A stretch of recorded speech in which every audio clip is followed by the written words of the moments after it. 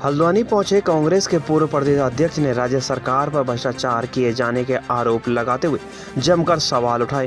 कांग्रेस के पूर्व प्रदेश अध्यक्ष गणेश गोदियाल ने कहा कि यूजेवीएनएल ने लखवाड़ 82 परियोजना में सिंगल बीड पर ऊंचे दामों पर किसी एक कंपनी को फायदा पहुंचाकर 3000 करोड़ रुपए का भ्रष्टाचार को अंजाम देना शुरू किया है। प्रदेश अध्यक्ष गणेश गोदियाल ने कहा कि एक ही कंपनी को सिंगल बीड पर टेंडर दिए जाने के लिए टेंडर प्रक्रिया में 2 बार हेरफेर की गई है।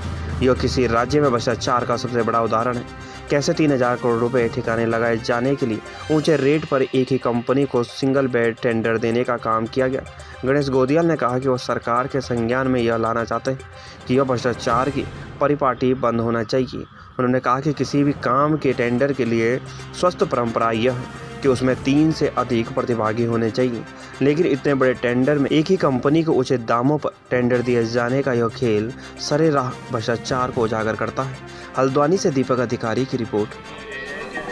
देखिए, यूजेवीएनएल में जो मैंने अभी बात कही थी कि जो लखवाड़ बहुउद्देशीय जल विद्युत परियोजना का कार्य है बचा हुआ, उसको जो कि 3000 करोड़ के आसपास का कार्य है, उस काम को सिंगल टेंडर सिंगल बिड हुई है, मतलब सिंगल बिड हुई है और उसको कंसीडर किया जा रहा है जो कि सीबीसी गाइडलाइन के खिलाफ है। नंबर 2, उस सिंगल बिड करने के लिए कि वो सिंगल ही कोई व्यक्ति बिड करे, प्रक्रिया के दौरान 2 बार नियमों में बदलाव किए गए, 2 बार, और इस प्रकार से एक स्वस्थ प्रतिस्पर्धा हो सके इससे इस बिड को रोका गया। तो ये भ्रष्टाचार का स्पष्ट दृष्टिगोचर होता है कि भ्रष्टाचार हो रहा है। इस परियोजना के काम के आवंटन में घोर अनियमितता बरतकर नियमों में फेरफार करके बार बार फेरफार करके सिंगल बिड करके हायर रेटों पर किसी को टेंडर देकर ये भ्रष्टाचार के प्रति सीधा मामला है भ्रष्टाचार का। और मैं सरकार का ध्यान आकर्षित करना चाहता हूं कि सरकार इस प्रकार के कार्य करके उत्तराखंड के लोगों के साथ, उनके भविष्य के साथ खिलवाड़ न करे।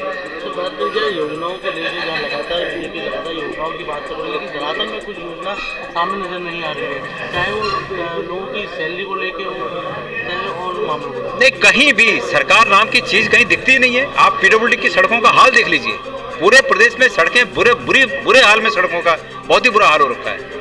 बेरोजगारी चरम पर है, भ्रष्टाचार चरम पर है, कानून व्यवस्था, सरकार अपराधियों को बचाने का काम कर रही है। अंकिता भंडारी हत्याकांड में उस बेटी ने स्पष्ट रूप में कहा कि मुझे किसी वीआईपी के लिए जबरदस्ती मुझे धकेला जा रहा है इस चीज में, लेकिन उसके बाद उस वीआईपी को बचाने के लिए सरकार ने आनंद फानन में वो रिसोर्ट तोड़कर उसके सबूत मिटा दिए। आज भी उस वीआईपी को बचाया जा रहा है। एसआईटी किसकी जांच के लिए बनी थी?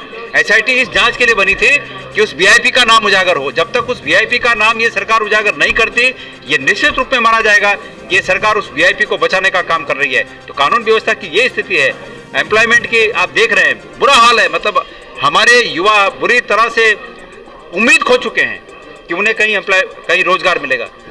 चरम पर बेरोजगारी है। तो सरकार के बहुत बुरे हाल हैं और सरकार का ध्यान सिर्फ खनन के, अपने लोगों को खनन कराने के लिए, इस प्रदेश को खोखला करने के लिए और इस प्रकार की 3-3 हजार करोड़ की योजनाओं को बेचने के लिए यही सरकार का ध्यान रह गया, यही सरकार का काम रह गया, इसके अलावा कुछ नहीं।